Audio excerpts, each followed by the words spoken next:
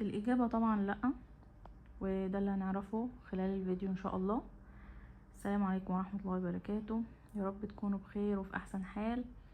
يعني عذرا على الغياب، وشكرا لكل حد سأل. يعني اليومين اللي فاتوا كانوا صعبين عليا شوية. الحمد لله عدت على خير.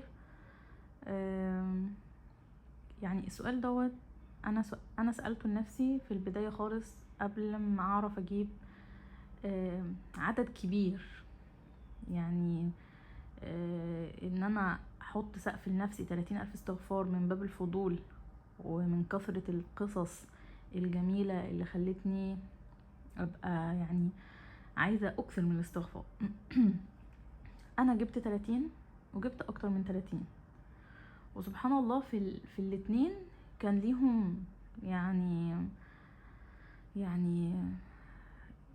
كان ليهم من التيسيرات اللي ربنا رزقني بيها كتير قوي. انا اكبر عدد وصلته في الاستغفار خلال يومين كان 88,000 استغفار. كان ليه تأثير على حياتي، كان ليه تأثير قوي جدا جدا. حاجات كتير حاجات كتير جدا كنت يعني متوقفة عندها، سواء على الصعيد الشخصي او ابني او زوجي او كده. ولكن البشرة الظاهرة جدا جدا اللي جات لي بعد ما اتممت 88,000 استغفار في يومين، زي ما قلت قبل كده، في تقريبا قلت في مرتين في فيديوهين. يعني كانت بشرة كده جات لي اثناء استغفاري، وكان يعني تقريبا بعد الظهر، يعني ما كنتش لسه اتممت اليوم التاني. يعني جالي تليفون من زوجي انه في حاجة بقالنا 3 سنين بنحاول نعملها، وكل الاسباب موجودة، ولكن التوفيق ما كانش حالفنا خالص. كل الاسباب كانت موجودة، بس سبحان الله ربنا ما كانش رايد يعني للحاجة دي خالص انها تحصل. يعني اول ما قال لي على طول البشرة دي، فورا صورت له السبحة وبعتها له، وقلت له يعني بفضل الله وكرمه وبفضل الاستغفار، وان انا حالي طول الوقت ده كنت مستغفرة. حصل امتى ده؟ في شهر كام؟ في شهر 6. انا بادئه في 4. حصل الكلام ده في شهر 6. وطبعا كل دي محاولات. لا يا ربي، مش في شهر 6، في شهر 8، لان انا اصلا كنت اول مرة اجيب 30,000 استغفار زي ما قلت لكم كان في 7. فده حصل يعني اهو بعد 4 شهور تقريبا من الاستغفار. وزي ما قلت لكم انا ما كنتش بادئه بقوه، بل بالعكس انا كنت اوقات احس ان لساني معقود. فان انا يكون متخيله ان انا لازم اوصل ل30,000 استغفار كده بالمسمى عشان اقطف ثمار الاستغفار، لا. بدليل ان في ناس كان الورد بتاعها 10 5 8 12، وسبحان الله ربنا يعني اراد ليها قطف ثمار الاستغفار. ولكن من وجهة نظري انا، قطف الثمار بيفرق من وقت، او بيفرق من شخص لشخص، من في نقطة الوقت. يعني مثلا اللي واخد 30,000 استغفار، اللي واخد 40,000، اللي واخد 120,000. يعني انا سمعت حد بيقول انا بستغفر ربنا في اليوم والليلة 120,000 استغفار. كانت بتقول كنت بجيب في الساعة 12,000. ف يعني الوقت هو المختلف عندي وعندك. يعني انا مثلا اعتقد في اعتقادي ان انا لو كان ربنا رزقني ان انا اخد الاستغفار بقوة، يعني كل الحاجات اللي حصلت لي مثلا خلال 8 شهور، لا كان ممكن تحصل لي في 4. ده نفس النظام في سورة البقرة. يعني الناس اللي بتاخدها مرة واحدة بس وبقالها سنين عايشة مع سورة البقرة مرة واحدة في اليوم، من باب أخذها بركة وتركها حسرة. وسبحان الله لما انتقلت ل4 مرات الموضوع اختلف معاها تماما، واختلف معايا أنا يعني سبحان الله بشكل كلي. وطبعا يعني سورة البقرة دي يعني موضوع تاني خالص هنتكلم فيه باستفاضة بإذن الله لما أتمها على خير. يا رب ربنا يتمها على خير. يعني شهر 1 اهو قرب يخلص. ان شاء الله باذن الله هحكي لكم كل حاجه. ولكن الفكره كلها في ان انا وقتي او الحاجه اللي انا عايزاها او الاحداث او كل الحاجات اللي انا يعني استغفرت ربنا، او كنت داخله باب الاستغفار من الباب ده اللي هو ايه، ايوه يكفى همك ويغفر ذنبك وكل الحاجات دي تمام. طب ما انا عندي هموم كتير، انا هستغفر ربنا من الباب ده، انا هستغفر ربنا بالنيه دي ان ربنا يغفر لي ذنوبي. فتيجي تكتشف بقى ان انت بعد ما دخلت بقى في الاستغفار بقى وكده، ايه ده انت مش عارف تجيب اعداد، انت اصلا انت مش فاكر تستغفر. يعني انت تبقى مثلا، انا مثلا اتكلم علينا، انا معظم وقتي في البيت وانا واقفه في المطبخ مثلا بروق او كده، مش انا فين وفين عبال ما صح ده انا بستغفر. فاعمل ايه؟ طب خلاص انا هشغل قناه عم محمد حجازي، من القنوات اللي كنت بسمعها في الاول برضو، قناه بكر، استاذ بكر اسماعيل، الحمد لله افتكرت الاسم صح المره دي. القناه دي برضو جميله جدا جدا. قناه دكتور رامي اسماعيل، برضو بحب قناه، يعني بتدخلك قصص مع طب، مع يعني كوكتيل كده حلو دكتور رامي اسماعيل عامله على اليوتيوب. اي حد اي عنوان قدامي كان بيجي عن الاستغفار، قصص المستغفرين، كنت بفتحه على طول. ليه؟ انا عارفه نفسي ان دي حاجه هتشحنني، دي حاجه هتذكرني. يعني كل ما افتكر مثلا قصه اختنا مع المرض الخبيث مثلا، وانا يعني انا مفرهده، يعني الحاجات اللي حواليا كلها مخلياني مفرهده خالص، لا اروح على طول الهمه تجيلي.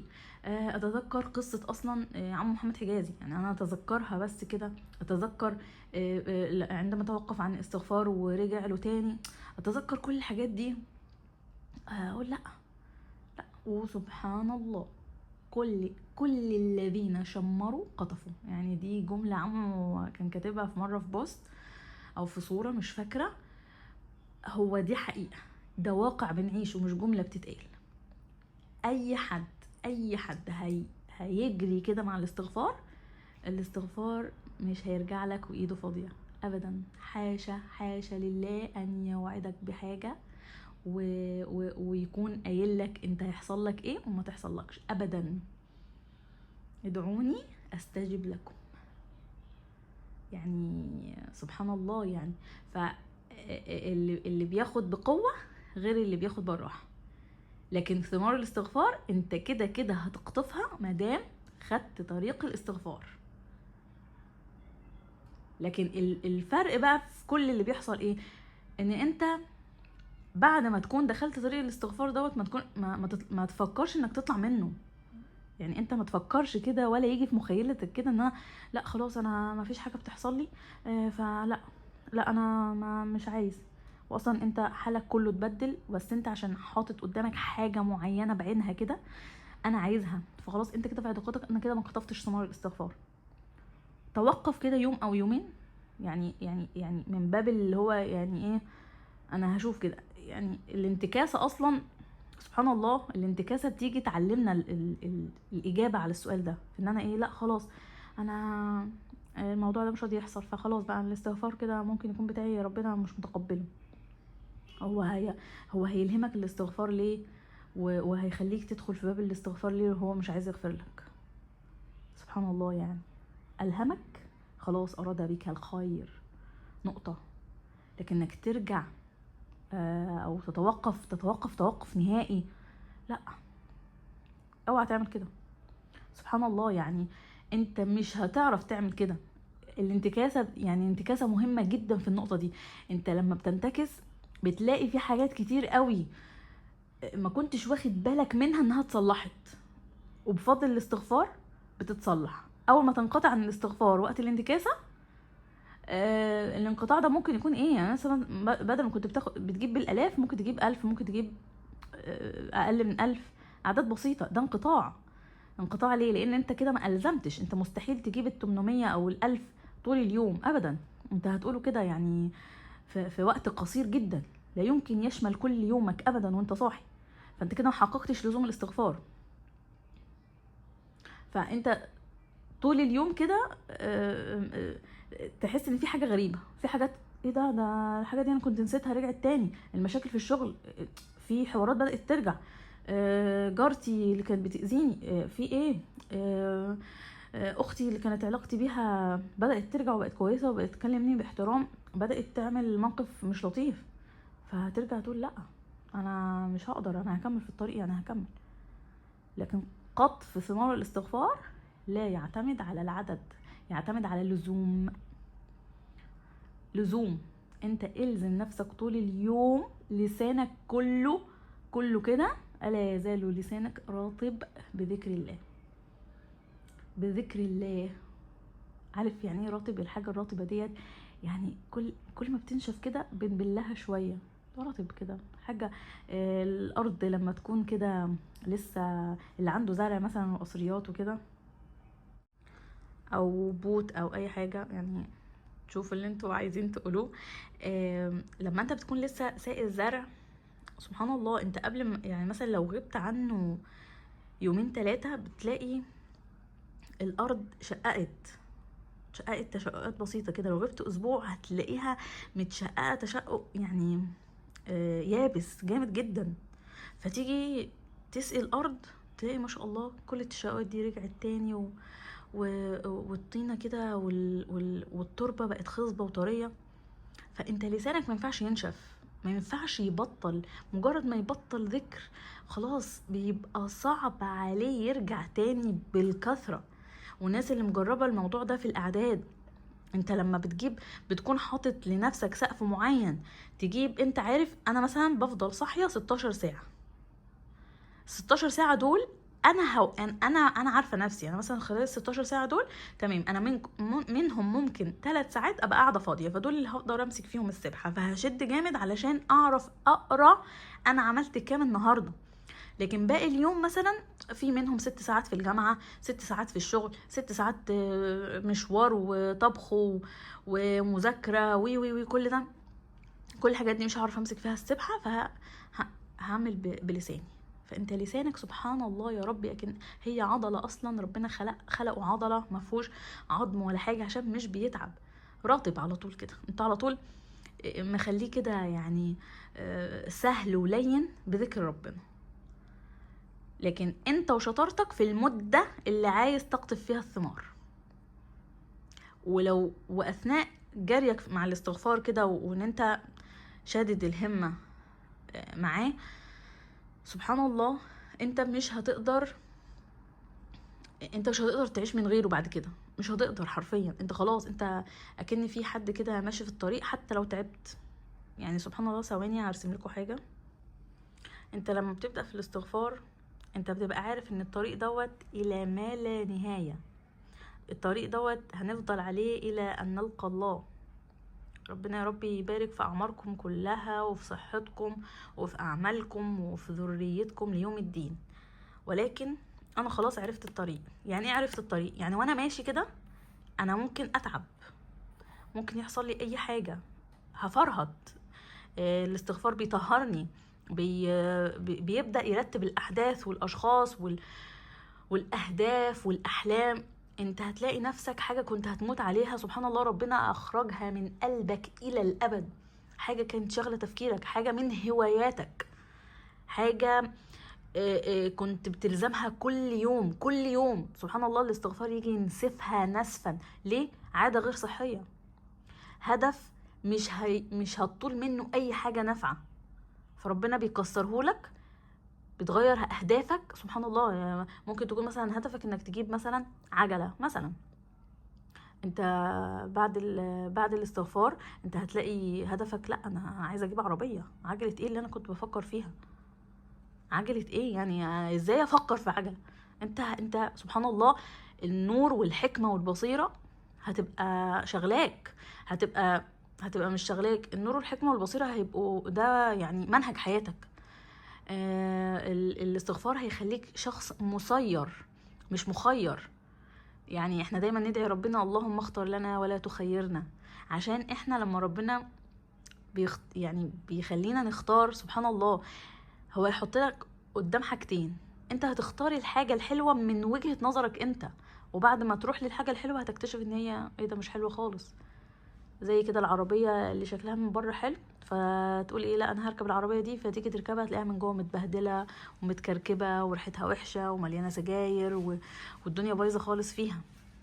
فالطريق الاستغفار دوت، انت تعبان مكمل، قابلت حد حبطك، قابلت حد بيقولك لا لا لا ده على فكرة الطريق اللي انت ماشي فيه ده غلط، انت ممكن تحود من هنا، وده برضو طريق جميل واسرع وهيفيدك وهيعمل، وعمال يشكر لك في الطريق ده، انت مش هتسمع كلامه، انت هتكمل. ليه؟ عشان انت في الحتة دي انت عرفت ان ده الطريق الصح. اشارات، احلام، رؤى، حاجات ثبتتك وعرفتك، حتى لو ما سمعتش لأي حد بيتكلم عن الاستغفار تاني، انت عرفت بالمعاينة وبالمشاهدة وبالحاجات الملموسة المادية، خلاص عرفت ربنا بعت لك رؤى، ربنا بعت لك المطر، ربنا بقى يعني تدعي ربنا بأي حاجة تلاقي ربنا بدأ يستجيب منك. قبل كده دعوتك كانت غير مستجابة، فوالله لو مين قالك ادخل هنا انت مش هتدخل، حتى لو الطريق دوت شكله حلو مليان ورد مليان زرع مليان اي حاجة، انت هتكمل هتكمل هتكمل هتكمل، هتفضل مكمل. ليه؟ عشان هو ده الطريق، هو ده الطريق، طريق الخير، طريق العطايا، طريق مغفرة الذنوب، طريق تصليح وتصحيح كل حاجة انت عملتها او اتعملت معاك. عذرا الفيديو ده ممكن يطول شوية لانه فيه اجابة لأسئلة مهمة جاتلي. قطف ثمار الاستغفار بتعتمد على تشميرك، بتعتمد على همتك، ولكن انا احب ان انا اخد وقتي مع الاستغفار. وانا باكد لكم لو خليتوا سنة 2026 سنة استغفار فقط يا جماعة، ما تحبطوش نفسكم او تكتروا على نفسكم اي حاجة، ولكن اللي كان بيعمل اي عبادة، اي ذكر، اي قراءة قرآن، اي حفظ، ايا كان اللي كنت بتعمله، خليك زي ما انت ودخل الاستغفار، دخل الاستغفار، ولكن قلل الكمية. يعني مثلا لو بتحفظ في اليوم صفحتين قرآن، خليها صفحة واحدة بس، في حين ان انت في الصفحة التانية بتاعت القرآن ديت هتوفر وقتها. هو مش توفير، هو استبدال مؤقت، استبدال مؤقت. انت هترجع صدقني بعد الاستغفار انت هتحفظ ربع، هتحفظ حزب. ليه؟ الوقت والبركة والرزق والعطايا كلها هتبقى ممهدة ليك، مش هيبقى وراك حاجة. يعني انت متخيل ان انت مثلا عايز تحفظ القرآن كله مثلا خلال سنة، لا انت ممكن تحفظه خلال 6 شهور مع الاستغفار. تأثير الاستغفار، بركة الاستغفار، اصل هو هينضف لك ذنوبك. انت عايز ايه تاني؟ هتلاقي الذاكرة بتاعتك اللي كانت بتحفظ الصفحة في 2 و3 سبحان الله يا ربي، هتلاقي نفسك انت مركز قوي لدرجة ان انت جبت الصفحة في نص ساعة. كان في حد سأل سؤال حلو قوي لعم محمد حجازي، كانت اخت تقريبا، كانت بتقول انا عندي يعني تقريبا عندها مشكلة في الذاكرة، او كانت ذاكرتها كويسة وبعدين في تشتت هي حاسة بيه او كده نتيجة حاجات يعني هي مرة بيها وكده. فكانت بتسأل يعني لو حد تعرض لحاجة زي كده، هو سبحان الله الاستغفار ليه تأثير قوي جدا جدا جدا على الذاكرة جدا. هو هيخليك مركز سبحان الله، اكنك عشان مركز على الاخره، فربنا شال من قدامك كده كل حاجه ممكن تعرقلك في الدنيا، انت مركز على الهدف الاسمى، فهيجعل الدنيا دي كلها كده سبحان الله يعني في ايدك مش في قلبك، وشتان بين قلبك وايدك سبحان الله يعني. فبيأثر على الذاكرة، بيأثر على الذاكرة، بيأثر على الاكل وطعمه، بيأثر على طريقة. يعني انا كنت بعمل الاكل كان بيطلع وحش جدا جدا.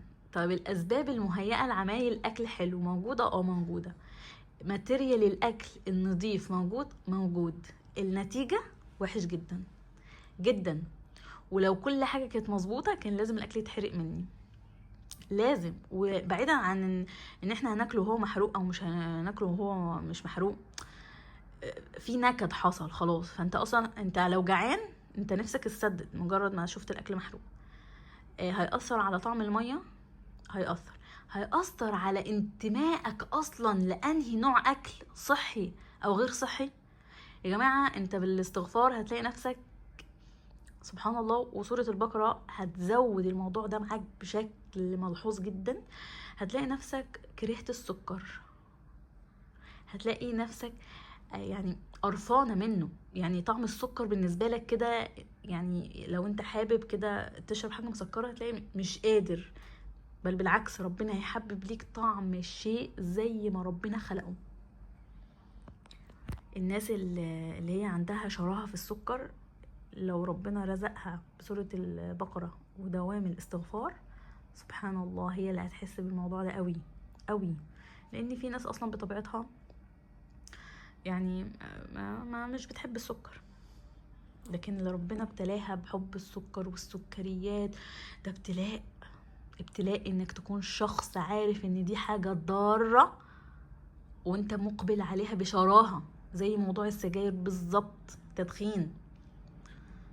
ناس كتير قوي سابوا التدخين بالاستغفار كتير، وقدامي انا يعني بعيدا عن القصص اللي على قناة عم محمد حجازي اللي انا سمعتها، انا قدامي بمرأة عيني كده شفت الموضوع ده.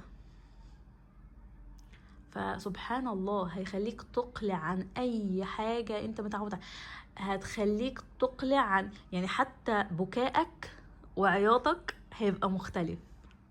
يعني انت ممكن تكون اثناء تنظيف يعني روحك وجسدك وكده، الرحلة في البداية بتبقى صعبة شوية، انت بكائك هيبقى مختلف. انت بدل ما كنت بتبكي على الحاجة ان هي ما حصلتش، انت هتبكي على ذنبك اللي خلاك توصل للحالة دي، هتبكي على جرأتك وقلة أدبك مع ربنا وسوء ظنك فيه، وهو الكريم وهو الغفور وهو الرحيم. هتبكي على انك ما قدرتوش ومعرفتش ان هو شديد العقاب بالمعنى الحق.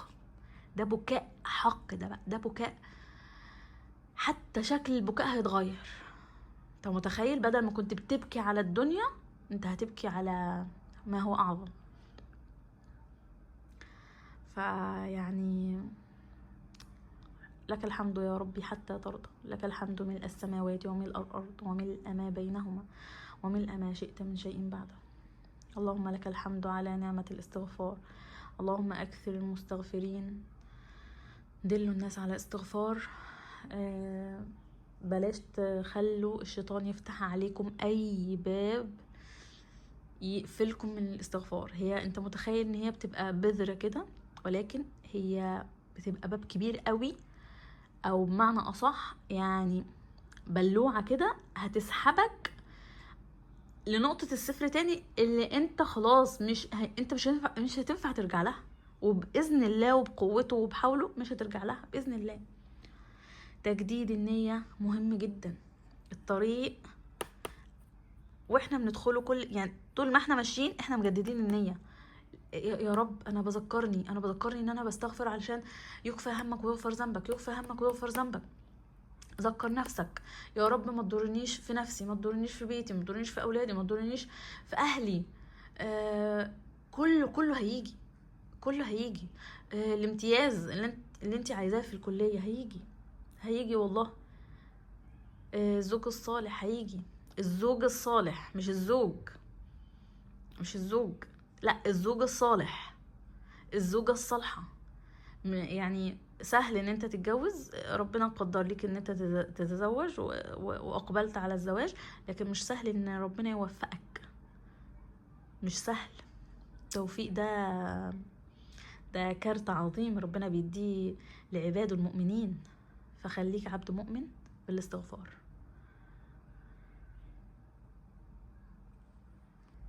عن أبي هريرة رضي الله عنه قال رسول الله صلى الله عليه وسلم: ينزل ربنا كل ليلة إلى السماء الدنيا حين يبقى ثلث الليل الأخير، فيقول: من يدعوني فأستجب له،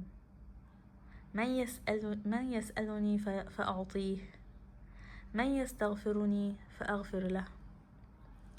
انت متخيل انك مستغفر قائم لليل في شهر شعبان؟ اي عبادة في الاشهر الحرم غير باقي الاشهر. يعني سبحان الله حتى الاشهر ربنا ميزها وكرمها. اي عبادة، تخيل بقى لما تكون مقبل على ربنا في شهر عظيم زي شهر شعبان. الحمد لله احنا خلصنا رجب. بذكركم بالصيام، بذكركم بالقيام، بذكركم بأي عمل صالح تتقربوا منه أو تتقربوا به إلى الله. أي عمل صالح يا جماعة. احنا مش واخدين بالنا من نقطة مهمة جدا. احنا في الزمن بتاعنا ده الأعمال الصالحة أيسر بكتير. مثال بسيط جدا للأعمال الصالحة، انت ممكن تشير فيديو واحد بس كده فيه نفع للأمة للناس، تاخد عليه حسنات بكل حد سمعه.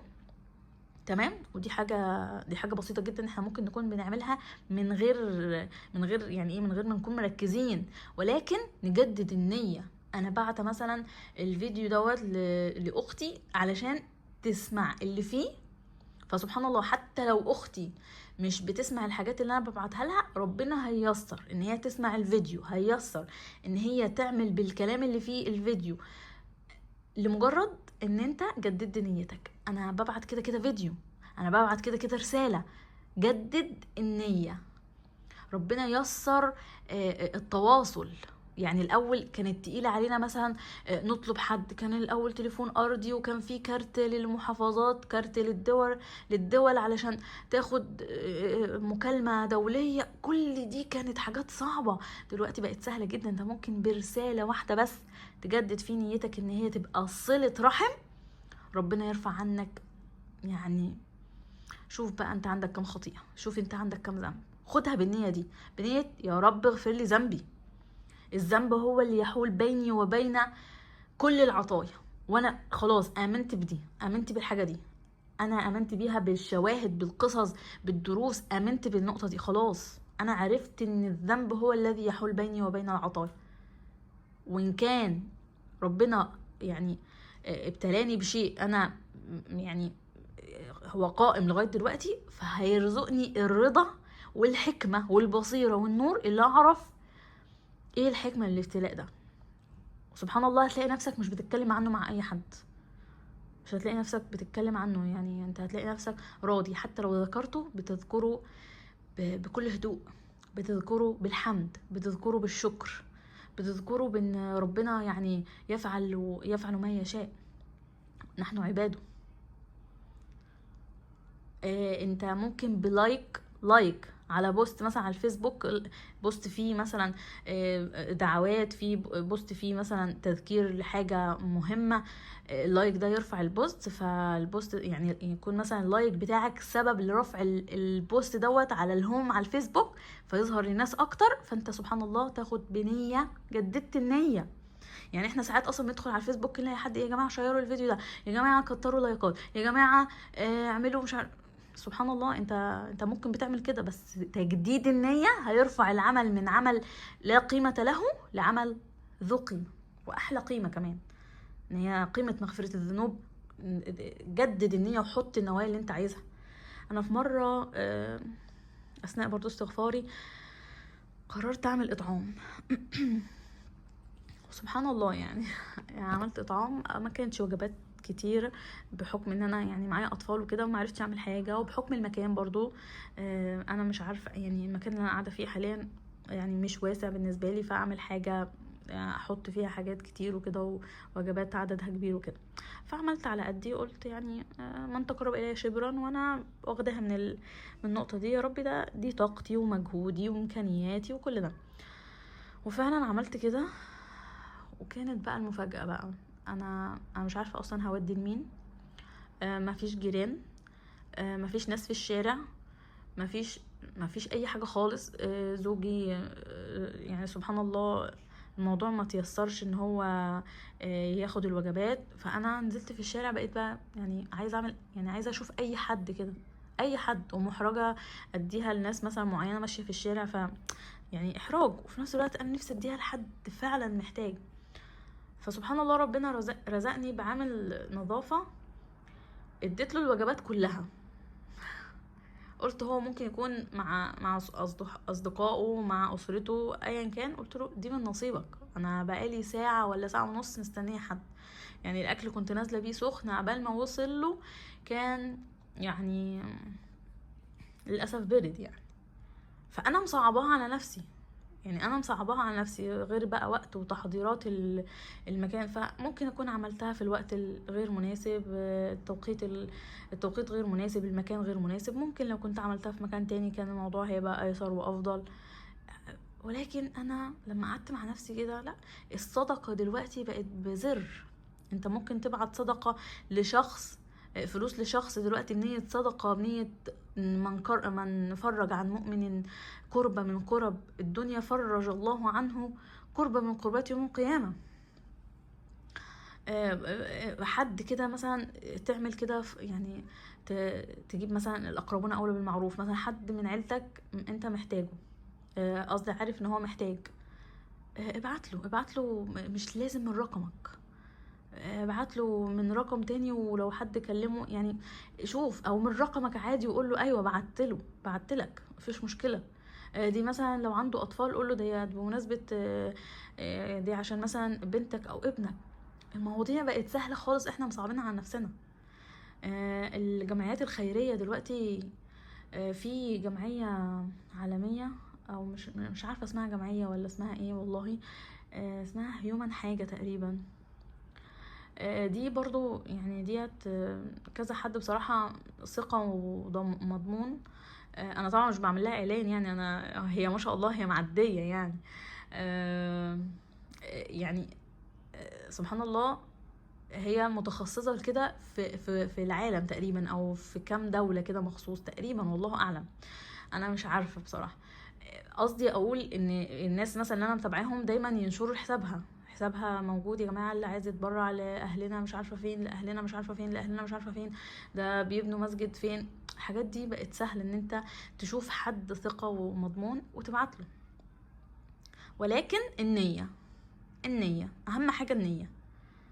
النيه هي يعني سبحان الله قلب العمل، هي اللي بتخلي العمل تحت او فوق، هي اللي بتخلي العمل يقبل او لا يقبل، هي اللي بتخلي العمل يكون سبب لرفعتنا درجة في الجنة او لا، بالقبول بإذن الله.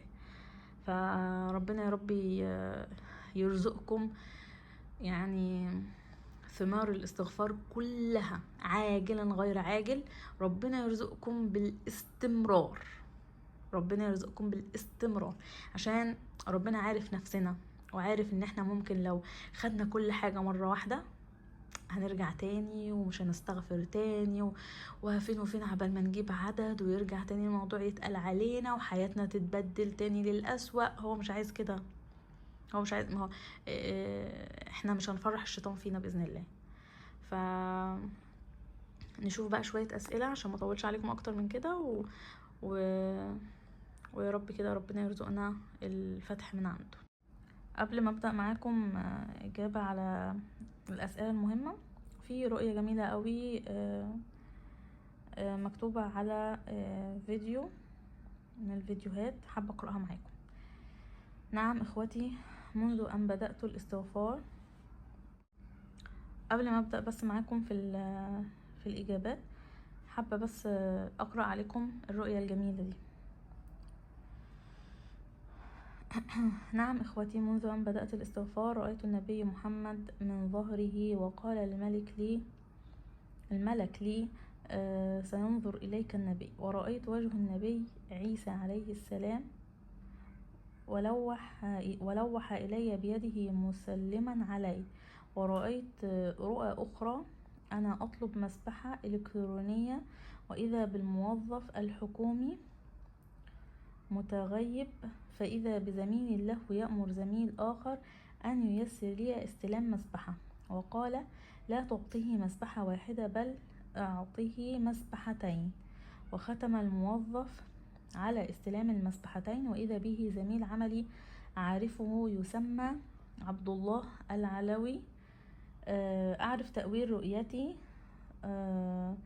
ختم مسبحتين وعبد الله والعلوي، وتيسير أمري بالموظف الآخر، بل هذا الموظف حث زميله أن ييسر لي استلام ليس مسبحة بل مسبحتين رغم طلبي مسبحة واحدة. وكان التأويل استمر وزد الاستغفار وستكون عبد الله الذي سيرفع مكانا عليه. طبعا يعني البشريات كتير قوي في الرؤية دي، سبحان الله يعني. طيب سؤال مهم جالي هنا له علاقة برضو بالكلام اللي احنا اتكلمناه النهاردة. اختنا الجميلة بتقول ايه؟ اسمها آية. ممكن اعرف عدوك بعد قد ايه وقت من الاستغفار بدأ يرجع وتحسي انه بقى متسخر لك؟ وممكن اعرف بعد وقت قد ايه بدأت تحسي انك مقبلة كده على الهداية وحاسة قوي بنعمة الاستغفار؟ سبحان الله، انا جاوبت عليكي من قبل ما يعني انا كنتش متذكرة صيغة سؤالك، ولكن الوقت انت اللي بتحدديه، يعني مش يعني هو طبعا ربنا هو اللي بيأذن، ولكن المقصود بالتشمير. ولكن لو هتسأليني انا حاجة شخصية خاصة بيا انا، زي ما قلت لكم انا في البداية بل بالعكس يعني كل حاجة باظت اكتر. يعني العلاقات اللي انا كنت بشتكي منها زادت. يعني لو حد كان مثلا بيبص لي بصه واحده بس وحشه، بقى طول اليوم بيبص لي وحش. لو هو قاعد معايا طول اليوم، وهكذا يعني قيسي على ده كده. وطبعا انا ما كنتش لسه فاهمه، وطبعا بدات افهم بقى بمتابعه القناه والقصص وكده. فلما فهمت ان ده يعني عقاب وتسلط والحاجات دي، يعني هديت. مش هديت اللي هو من جوايا هاديه، لا، هديت من تصرفاتي. يعني مثلا في الطبيعي هعمل مشكله، لا، انا متوقفه خالص عن ان انا اعمل مشكله، بل بالعكس انا مستنيه يعني الفرج. مش مستنيه ان ربنا مثلا يرد لي حقي في شخص بشكل معين ويجيب لي حقي منه بالطريقه المعينه، ابدا. انا مستنيه يا ربنا يرفع عني. يرفعه ازاي دي بقى مش بتاعتي، لان احنا من غير ما نحس احنا يعني بنرسم طريق الفرج من غير ما نحس او نشعر. بنرسم لا، هي مش هتتحل غير لما انا اطلع من البيت، هي مش هتتحل غير لما صاحبتي دي ربنا يرزقها اصلا بشغل بعيد عني خالص، عشان يعني تبعد عني وتبعد فضولها عني وعن حياتي.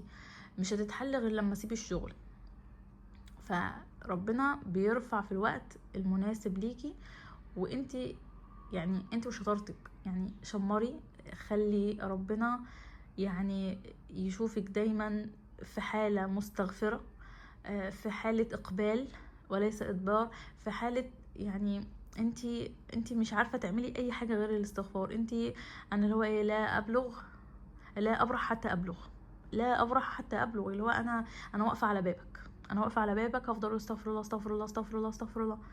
اللي بيقول لما مثلا يكون الامهات مثلا عندهم اولاد، ابنك او بنتك اللي بيجي يقول لماما يا ماما يا ماما مثلا ما تزعليش مني، يعني ولادك الاتنين مثلا غلطوا فيكي، مثلا زعلوكي في حاجه، في حد هيتجنبك وهيزعل هو كمان ومش هيعرف يعتذر لك وكده، وحد تاني يعني هيفضل في المطبخ، ماما انا اسف ما تزعليش مني، داخله الاوضه، ماما انا اسف ما تزعليش مني، طب هجيب لك هديه، طب مش هعمل كده تاني، طب انا اسف انا اسف انا اسف.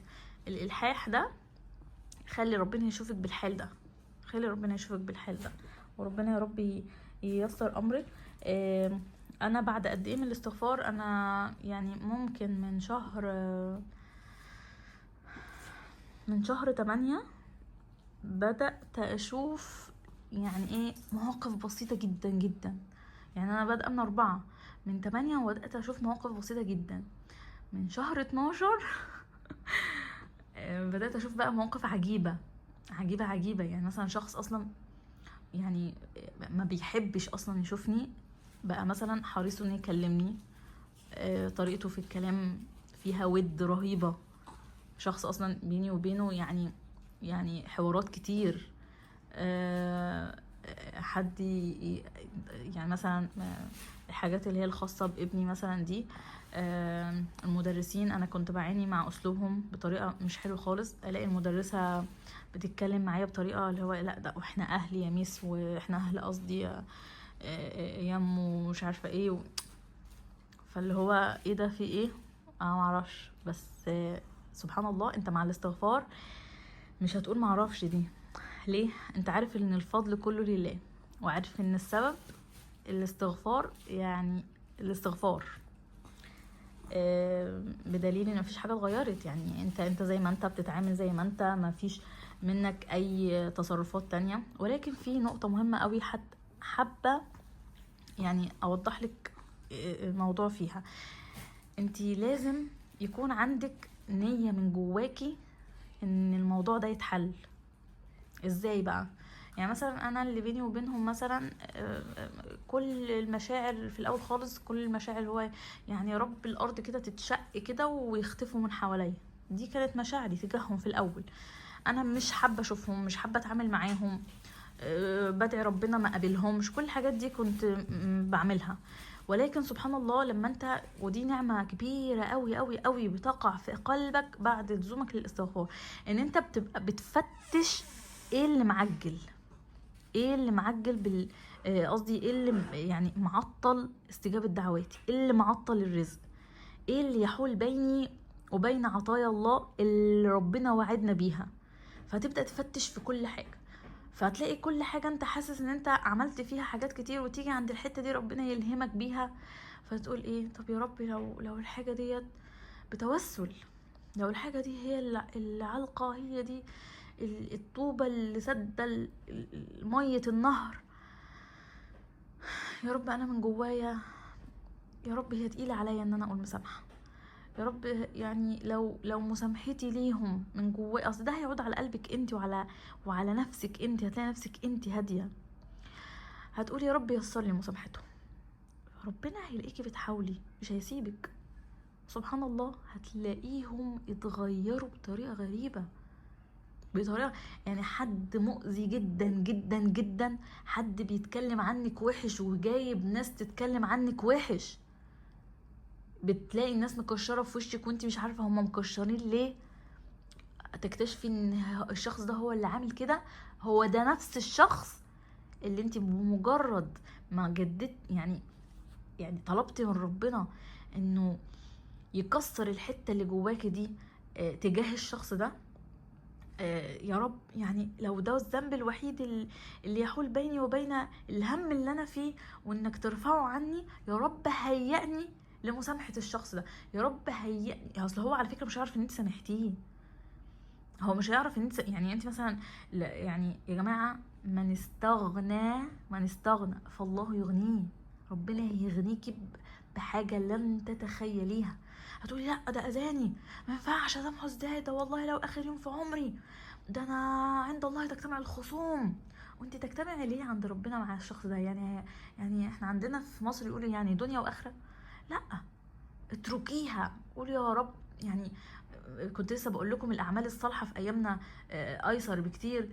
اتركيها لله. يا رب انا حقي ده عندك انت، كلامه الوحش عني عندك انت، تركت حقي لك يا رب. دي حاجة انا كنت متخيلة ان انا محتفظة بيها، وفي يوم من الايام هجيب حقي، ومستنية منك تجيبهولي قدام عيني، ومستنية اللحظة اللي امتى ربنا هيشفي غليلي فيهم، وامتى مش عارف كل ده. لا، قول يا رب تركتها لك انت بقى اللي تحاسبهم بقى في الدنيا في الاخرة. مش ما بقتش شغلاني خالص يا رب. توسلي اليه وسيبيها. شوفي التغيير اللي هيحصل، شوفي التغيير اللي هيحصل. وهستنى منك تبعتيلي تقوليلي حصل كذا، هستنى منك. طيب في حد تاني بيقول ايه بقى؟ انا بدأت الاستغفار في اول يوم في السنة لبضع ايام، حتى رأيت مطر غزير ما شاء الله ما شاء الله ما شاء الله في المنام، ثم توقفت لاني شاهدت داعية ذو علم طعن في محمد حجازي، وهو اصلا لم يشاهده ولا يعرفه اصلا. المهم اتفتنت ثم بقيت رسائل الاستغفار تطلع لي كل مرة، والآن قبل يومين تقريبا، ولكن تأتيني فكرة انه راح اظل حياتي كاملة استغفر هيك كثير، لانه حلقي نشف، وانه انا اعرف نفسي، يعني لما تنفرج عني راح انتكس. يعني هو ممكن نقلل الاستغفار مع مرور الوقت اذا لاحظنا الثمار، ام انه سيصبح الاستغفار متعة او لا علم او لا اعلم، لاني اخاف ان اكون منافقة استغفر من اجل الفرج فقط. فعلا دي النقطة برضو اتكلمنا فيها. والله الكومنت بتاعك ده جميل جدا. هي اخت لينا هنا كاتبة على الفيديو.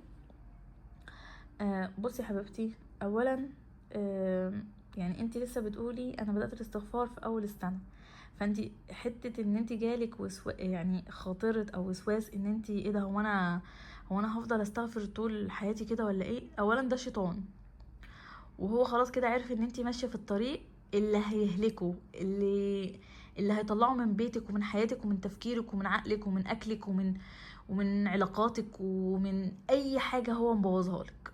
فهو بيقول لك على فكرة انت اصلا مش هتعرفي تنولي اي حاجة تانية غير بالاستغفار ده، وهيصعب عليكي الطريق، هيصعب عليكي النطق اصلا بكثرة، هيصعب عليكي كل حاجة. كل ده وساوس لا اصل لها. اعمل ايه؟ استمري. اعمل ايه؟ تحصينات. ايه حالك مع اذكار الصباح والمساء؟ ايه حالك قبل النوم؟ اذكار النوم وسورة الملك. ايه حالك مع تاج الذكر وبسم الله الذي لا يضر مع اسمه شيء في الارض في السماء وهو السميع العليم. باذن الله هعمل لكم حلقه حتى لو قصيره عن التحصينات من باب التذكره. فده اول حاجه وسواس.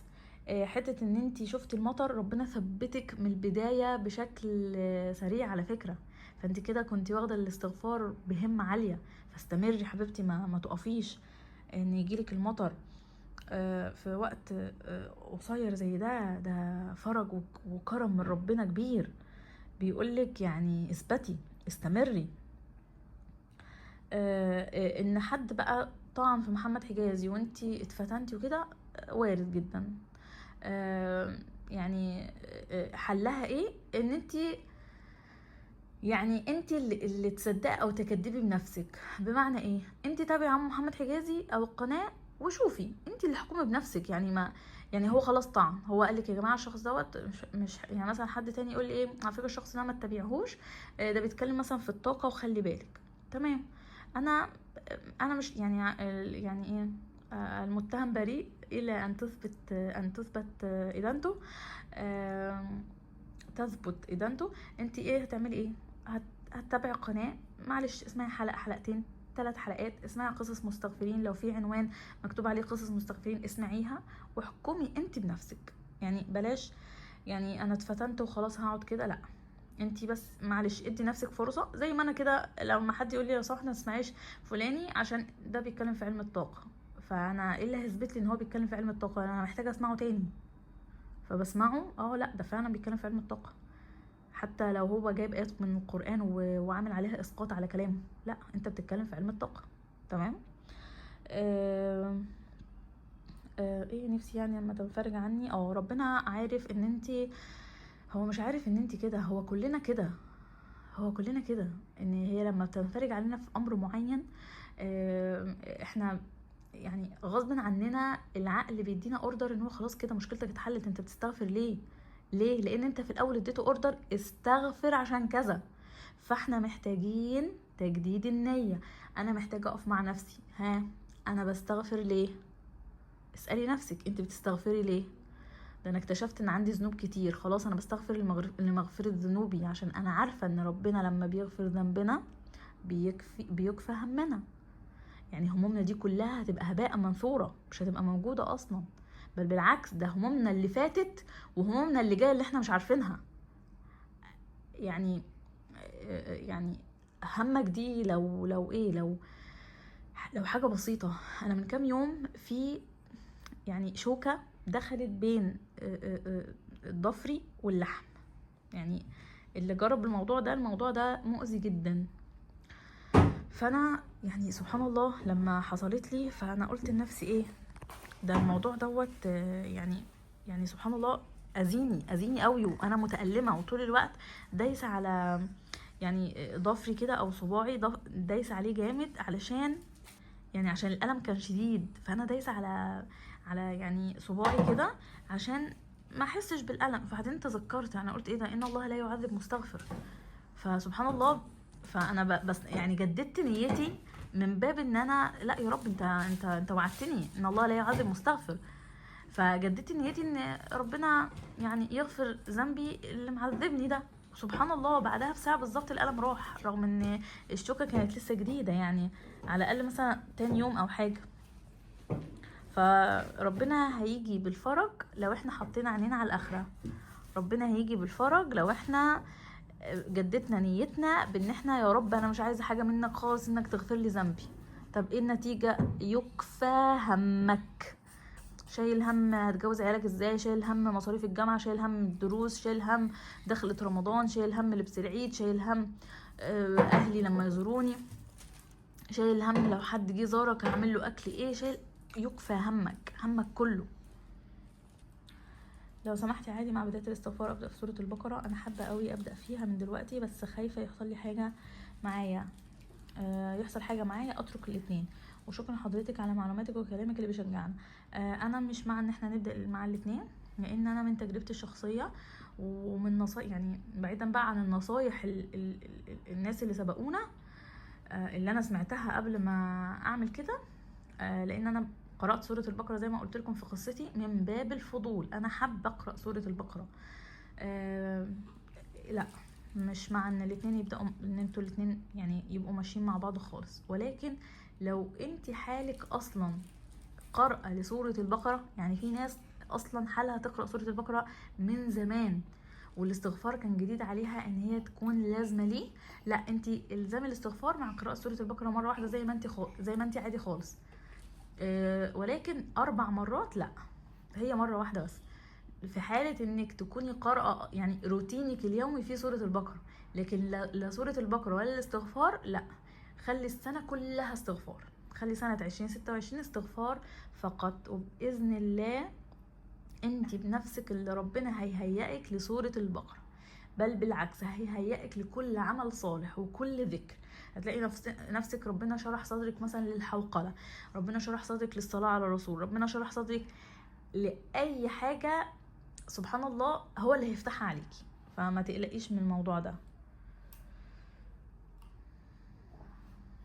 في حد تاني قايل نفس السؤال. في حد كان قايل لي اعملي حلقة عن ملخص ما اتعلمتيه من عم محمد حجازي وعن العكوسات.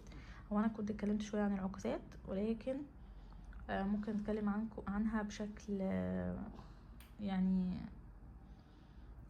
مختلف بإذن الله يعني. وما اتعلمته من عم محمد حجازي احنا بنقوله تقريبا كل مرة، فلو عايزة تلخيص احنا ممكن نعمل لايف بقى ونتكلم فيه بقى يعني ايه بشكل مستفيض يعني. يا عالية، سورة البقرة المفروض اقراها 4 مرات في اليوم. هو مفيش حاجة اسمها المفروض، ولكن في رحلة البحث عن الخلاص من العيون والحسود والحقود والذنوب، وانت عايز تتخلص بقى من كل حاجة. انت من زمان قوي، من يوم ما اتولدت ممكن تكون اصلا محسود في حاجة وكده. محتاج تزود بس الجرعة شوية، يعني جرعة التنظيف. انت بتنظف روحك، والموضوع مش سهل ان انت مثلا يكون ساكن معاك وفي جسدك شيطان، فانت لما تقرأ مرة واحدة بس غير لما تقرأ 4 مرات، انت 4 مرات هتخنقه. ولكن هو مش مفروض، هو فترة بنقرأ فيها سورة البقرة لمدة معينة، شهر ونص، شهرين، وبإذن الله بعدها الموضوع بيقل في العدد، بعدها 3 مرات، بعدها مرتين، وبعدها مرة. ولكن ده في مرحلة ايه، في مرحلة انك خلاص قطفت ثمار الاستغفار ودخلت على سورة البقرة. لكن لكن لو ما مشيتيش مع الاستغفار شويه، لا طبعا 4 مرات سوره البقره ما ينفعش في نفس التوقيت في البدايه في الاستغفار يعني. في حد هنا كاتب يعني هي حبيبتي اتصدمت. انا انصدمت من نفسي، ليا 18 شهر تقريبا مع الاستغفار، بين 5000 و12000 حسب وقتي. انا ام ل5 اطفال ومشغوله. حبيبتي ربنا يعينك يا رب. انصدمت من اني لحد الان لم يغفر الله لي، يعني كميه ذنوب كتيره. يا عبادي الذين اسرفوا على انفسهم لا تقنطوا من رحمه الله. جميل ان احنا نكون يعني خلاص وصلنا لوعي وادراك بان اللي احنا فيه ده ذنوب، ولكن ما تخليهوش باب ليكي انه ممكن ربنا ما يغفرليش ولا ايه. ممكن انا اصلا بقالي كتير، اصل لو ده هيبقى ظنك في الله هتصعبي على نفسك المشوار. ف5 شهور يعني ما يعني مدة كبيرة وصغيرة يعني الاتنين، فانت ما تصعبيش على نفسك المشوار بالظن ده ان ربنا بيغفر الذنب. ولو ما الهمكيش الاستغفار ما كانش هيغفر ذنبك. ما يفعل الله بعذابكم ان شكرتم وامنتم. سبحان الله، يعني احنا المستفيدين واحنا المنتفعين واحنا اللي ربنا بيزيدنا قرب منه. هو مش محتاجنا في حاجة يعني، حاشاه. فانتي ما تزيديش على نفسك. حلو الوعي، ولكن ما توصليش نفسك بالوعي ده انك يجي عليك لحظه انك تتوقفي عن كل حاجه، ان كده ربنا مش هيغفر لي ذنوبي. لا، الهمك الاستغفار خلاص اطمني. وانا متاكده ان ربنا بيثبتك بحاجات، امسكي فيها واعرفي ان هو ده الطريق، واعرفي ان يعني دي حياتنا. انا شخص مستغفر في كل حالاتي يعني. سبحان الله، والذين يذكرون الله قياما وقعودا وعلى جنوبهم. في كل حاجة حالنا مستغفرين. عذرا على الإطالة. بإذن الله أشوفكم في حلقة تانية، وبإذن الله هحاول أحط لكم لينك الانستجرام، لأني حابة أن أنا أعمل معاكم أسك عن انستجرام. وطبعا يعني معلش اللي يتواصل معايا على الخاص في رسائل خاصة يعني بعيدا عن الاسك. يعني انا مش بتواصل مع غير بنات، يعني انا مش بتواصل غير مع البنات. ولكن الاسك لو في اي سؤال اعرف اجاوب عليه حتى من اخواتي، انا مش هتاخر طبعا. ولكن سبحان الله يعني في ناس افضل مني واكثر علما مني وكل ده. في استاذ بكر وفي عمو محمد حجازي وفي قنوات كتير قوي تقدر تفيدكم اكتر مني يعني. فان شاء الله افتكر احط اللينك.